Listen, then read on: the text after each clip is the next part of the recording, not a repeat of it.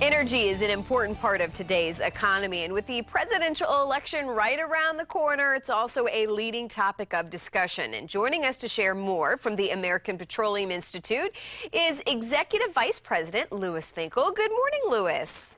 Morning, Carly. How are you today? I'm good. I'm very interested in talking with you this morning. Tell us what you think, the public should know when it comes to, energy policies. I know this is going to be a very big year as well as next year as far as, people wanting to know more.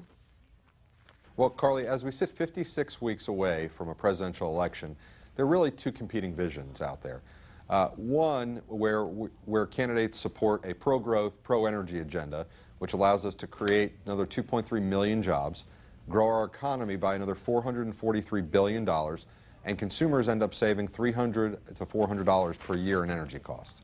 Now that's contrasted with a vision of regulatory constraint that holds back our energy growth, and the result of that is job losses, about 830,000 of them, economic losses of about $133 billion, and American consumers end up paying about $200 to $300 per household in higher energy costs. So as presidential candidates, as candidates for all levels of government come forward, we look forward to hearing their views on energy policy so voters can make their choices about what's in the best interest of them and the American people. And what is it that you are really wanting people, you think, to, again, as voters are going to be paying a little bit more attention now, what are the specific things that they need to be hearing from these candidates and what they support?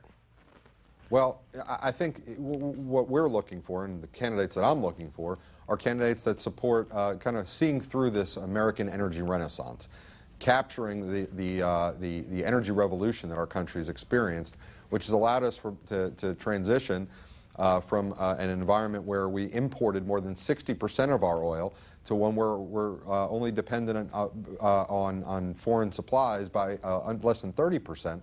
And most of that supply comes from North America, comes from Canada and Mexico. How we're going to continue that revolution, how we're going to continue to produce oil and natural gas here at home in the United States to create a greater level of energy security, not just, and that energy security is not just for us, but on a global scale. Exporting our oil and natural gas to our trading partners abroad, to our allies, so they don't have to be as dependent on countries like Iran and Russia to get their oil.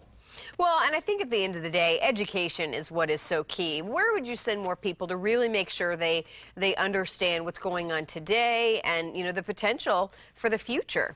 Well, there are two great resources, Carly.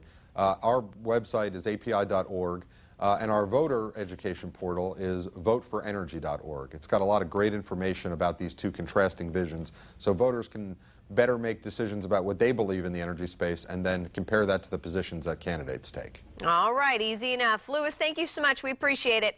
Thank you, Carly. Appreciate it.